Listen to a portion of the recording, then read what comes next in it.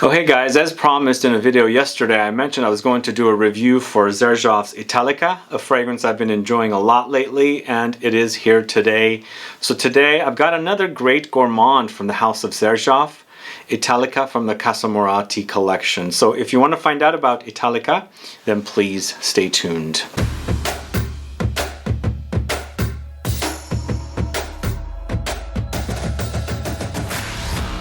Thanks so much for tuning in. This is Sebastian with Smelling Great Fragrance Reviews. Yes, it's all about Italica today from the House of Xerjoff, from their Casamorati collection.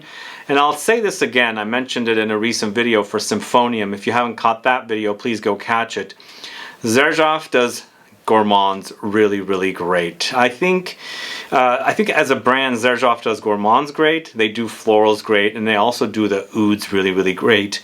But for me, my most favorite category out of all of them are the gourmands. I really love gourmand fragrances. I love fragrances that smell like desserts. I think, for me, after a long day of work, I like to be treated with a dessert. So if I'm feeling a little overweight or something, I can enjoy smelling a dessert like I'm almost eating it with a fragrance.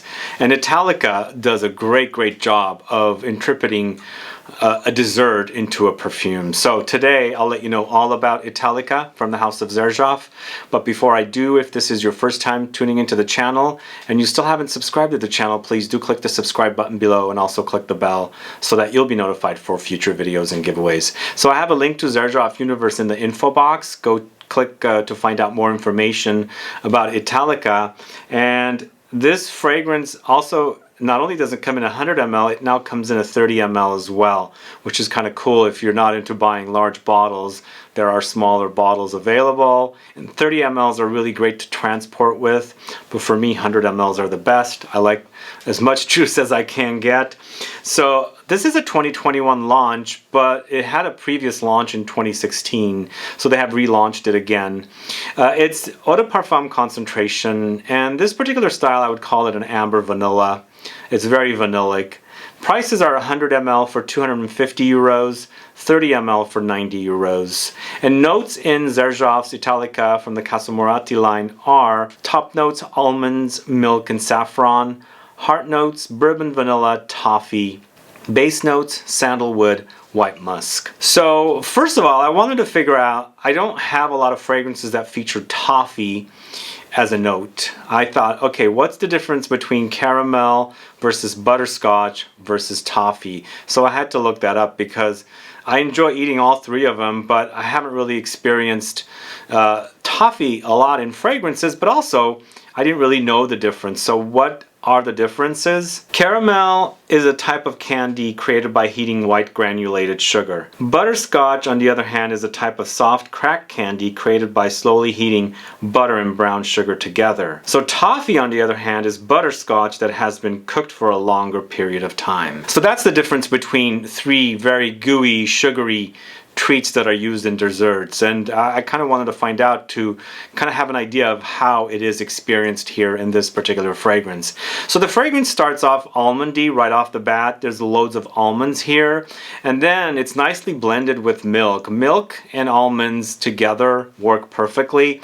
I've actually baked a lot in my lifetime with my mom and on my own, and you know, when you're mixing this stuff up together, there is a smell, there is a fragrance, and it is reminding me of like you're baking with almonds and milk, you know. There's also some saffron in the notes at the top, so it adds a light spice, not overly spicy, but I think it needs a little bit of a kick here because both almonds and milk are kind of like a more gentle notes to me, coziness. So you want some spice to heat things up a little bit, and that's what the saffron does. Saffron also adds a light leathery touch as well, so that's what we get at the top notes. Now vanilla just completely takes over in the heart notes. It's bourbon vanilla, and so blending vanilla with almonds and milk, as I was saying earlier, when you're mixing this stuff up, smells really fantastic. Now almonds has a great smell. Milk, does it have a smell? Not necessarily as much. There is a slight smell there, but once you add this vanilla in this mixture, the fragrance just completely overwhelms, and that's kind of what I like, and that's kind of the experience you get here with this. So not only you have this vanillic touch, but now you also have the toffee, which has its kind of brown sugary caramelization kind of process here that actually takes it to another level, and it smells really, really fantastic. So one other thing that kind of reminds me of when I'm wearing this particular fragrance is something like cookie butter or speculoos. It kind of has that kind of a consistency. So if you've ever eaten those cookie butter cookies or the cookie butter itself, it has that kind of a fragrance smell. So it is very, very cozy. Like, it really, really is a comforting experience when you're wearing it. Now, the fragrance wears completely gourmand. It's an overdose of gourmand touches, but it does settle to a sandalwoody base. And as I was saying in another video recently, I think it was yesterday, sandalwood, vanilla, gourmands really work beautifully together. Sandalwood most of the time has a creamy consistency, so it's a really, really fine blend here, segue from the heart notes to the base notes. And of course, there is a very, very clean white musk in here as well, which actually is not overwhelming, but it really nicely blends with the entire composition or concoction of notes. It's a beautiful, beautiful fragrance. One thing I need to point out about this fragrance, there is a mystery fruitiness in here that I'm getting, but I don't know where it's coming from. Now, no mention of fruits in the notes. I feel like there is some kind of a berry note in here. Not an overwhelming flavor berry. I usually use examples of flavors. So I'm getting a berry-like contrast in here, but it's not like a really, like a very, very flavorful berry. Lightly berry-like, but it hints at it. It could be something like blackberries or raspberries, but it is a light fruitiness in here. It could even be something like cranberries. Something is in here that I'm not sure where it's coming from. It could also be subconscious because the bottle, as you can see, is kind of like a maroon color, so kind of reminds me of berries, you know? I don't know what it is, but I'm getting fruitiness in here, which is a nice contrast because it's this surprise that appears out of nowhere, and when you read the notes, you're thinking it's going to be all kind of creamy, vanillic, caramelly, kind of gourmand. No, there is this surprise fruity note that really kind of wakes you up and makes you start thinking and go like, where is this fruitiness coming from?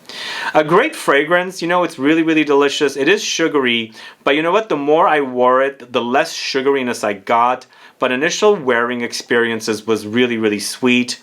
I did mention that yesterday that I do enjoy Symphonium a little better, a little more, I should say, but they're completely different experiences. For me, Symphonium is a chocolate orange fusion. This has no citrusiness whatsoever, but I think in replacement for the citrus up top, we have the almonds and milk mixture or the combination, which takes it to a complete other gourmand level. So it's a great, great fragrance.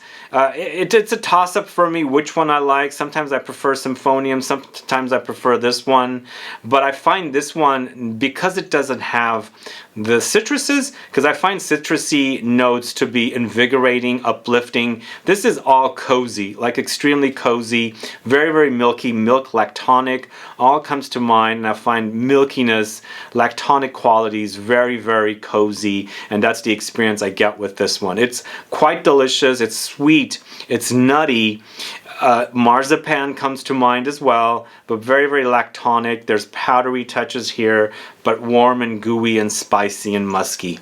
Very, very delicious. And again, if anyone's sampled this fragrance, can you let me know if you get that fruitiness? Because I don't know where the fruitiness is coming from. There's no mention of fruits in the notes, but I'm getting fruits. Anyway, a delicious fragrance. Once again, a great fragrance from Xerjoff. They do gourmands so well. And if you love gourmands, and you know we're going into fall very soon, Italica is going to be perfect for fall and winter wear. Anyway, I hope you guys get to check out Italica from Xerjoff from the Casamorati collection. If you have any questions or comments, please do list below. As I said, I do have a link to Xerjoff Universe. You can go and check out the fragrance over there. But either way, guys, thanks so much for watching today's review for Italica from the House of Xerjoff. If you have any questions or comments, please do list below. Please like this video. Please share it. Follow me on Facebook, Twitter, and Instagram. And I'll be back with more videos very soon. Have a good one. Goodbye.